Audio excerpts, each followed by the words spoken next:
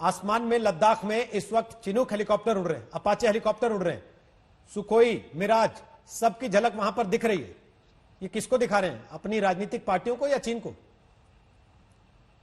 रोहित जी, मैं बहुत विनम्रता से कहूंगा कि ये बहुत गलत सवाल है और गलत तरीके से पूछा हुआ सवाल है।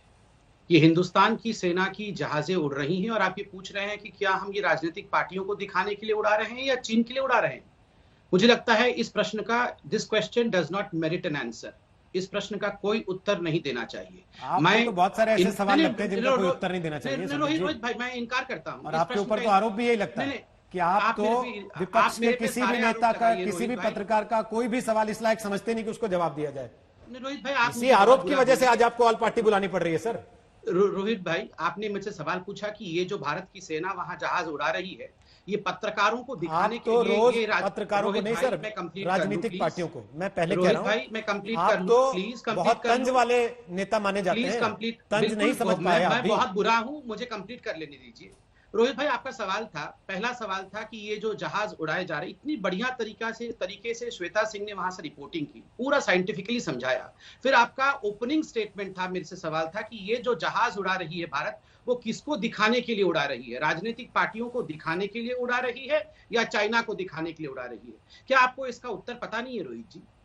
और ये इस पूरे विषय की संगीनता को भी हम नहीं जानते हैं कि कितना सेंसिटिव इशू है। हम राजनीतिक पार्टियों को उत्तर पहले से पता रहते हैं कि आप लोग क्या देंगे। नहीं, रोहित जी, फिर भी उनके जवाब आपके मुंह से सुनने होते हैं ना डॉक्टर साहब। आपको व्यक्तिगत रूप से भी बहुत पसंद करता हूं, आप बहुत अच्छे पत्रकार हैं डॉक्टर साहब, मगर मैं इस क्वेश्चन का उत्तर देना उचित नहीं समझता हूं। जनता देख रही है, जनता डिसाइड नहीं। मसला ये है, इस समय बड़ी खबर आ रही है, आपको बता देते हैं। शाम 5 बजे से चीन को लेकर सर्वदलीय बैठक है, इसमें 17 पार्टियों को न्योता है और पीएम मोदी इन 17 दलों के नेताओं से बात करेंगे।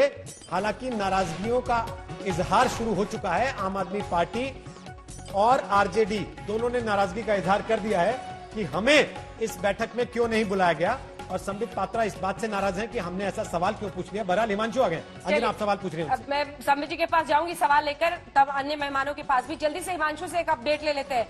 हिमांशु, नाराजगी ऐसी पार्टियों के जिनके पास 5 से कम सांसद हैं, लेकिन आज बेहद महत्वपूर्ण ये बैठक, क्योंकि आज भारत इस बैठक के जरिए ये संदेश देगा कि हम एक आवाज में आगे बढ़ेंगे। प्रधानमंत्री की यही कोशिश है कि सर्वदलीय बैठक के जरिए सबकी राय भी ली जाए और जो पारदर्शिता की कमी का आरोप लग रहा था, वो फेस टू फेस पीएम सीधे उनको वीडियो कॉन्फ्रेंसिंग के जरिए जानकारी दी।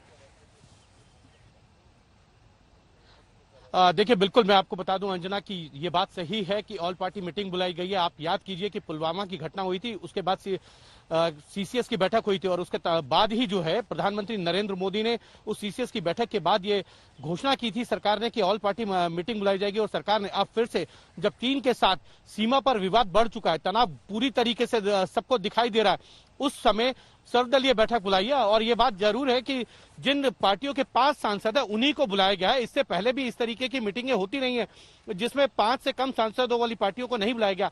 आप याद कीजिए, कोविड-19 को लेकर प्रधानमंत्री नरेंद्र मोदी ने लोकसभा राज्यसभा के फ्लोर लीडर्स की जब बैठक बुलाई थी तो उसमें भी यही नियम रखा था कि 5 से कम जिन पार्टियों के सांसद है उनको प्रधानमंत्री के साथ वो बैठक के अंदर शामिल नहीं हो सकते थे।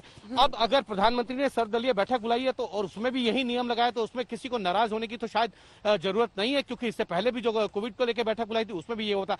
लेकिन सबसे बड़ी बात यह है कि पुलवामा की घटना के बाद जब सर्वदलीय बैठक बुलाई गई थी उसके अंदर सभी पार्टियों ने मिलकर एक साथ कहा था कि हम सरकार के साथ है, सरकार को जो एक्शन लेना है वो ले, और सरकार जो है रणनीति के तहत जो है एक्शन लेती उसके बाद दिखी थी। और बालाकोट की घटना हुई थी, एयर स्ट्राइक की थी। और अब जब प्रधानमंत्री नरेंद्र मोदी ने कुछ दिन पहले इसी घटना के बाद वीडियो कॉन्फ्रेंसिंग के जरिए जब सभी मुख्यमंत्रियों को संबोधित करे थे, उन्होंने कहा था कि जो जवान शहीद हुए हैं उनकी शहादत बेकार नहीं जाएगी। और यही वाक्य उन्होंने जो है पुलवामा की घटना के बाद भी कहा था, उरी की घटना के बाद भी कहा था। और दोनों घटनाओं के बाद जो सरकार ने एक्शन लिया था वो देश जानता है, सब जानते हैं। लेकिन ये देखना ये होगा कि प्रधानमंत्री नरेंद्र मोदी ने एक बार फिर से ये वाक्य बोला है। अब इसके बाद सरकार किस तरीके का रुख अख्तियार करती है, क्योंकि 3 स्तर पर जो है सरकार जो है वो चाइना को घेर रही है।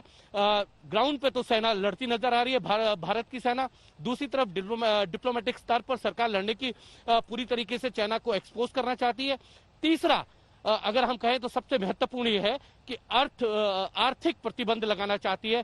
सरकार ने जिस तरीके से पिछले कुछ दिनों में कदम ली है, बीएसएनएल के रिवाइवल में वो 4G का जो पूरा रिवाइव करेगी, उसके अंदर जो है चाइना के किसी भी कंपनी को बिडिंग नहीं होगी। और ये भी कहा है कि पब्लिक ऑपरेटर्स जो हैं वो चाइना से बने हुए उपकरणों का यूज ना करे। और तमाम मंत्रालय जो है लगातार एक के बाद एक चाइना के खिलाफ प्रतिबंध लगाने की कोशिश कर रहे हैं। जैसे ही कोई अपडेट आए, तमाम ऐसी पार्टियां, हिमांशु, तमाम ऐसी पार्टियां जिनके 5 से ज्यादा सांसद हैं, ज्यादातर की हामी हो चुकी है बैठक में शामिल होने के लिए। नमस्कार, मैं हूं अंजना ओम कश्यप। हमें उम्मीद है ये वीडियो आपको पसंद आया होगा।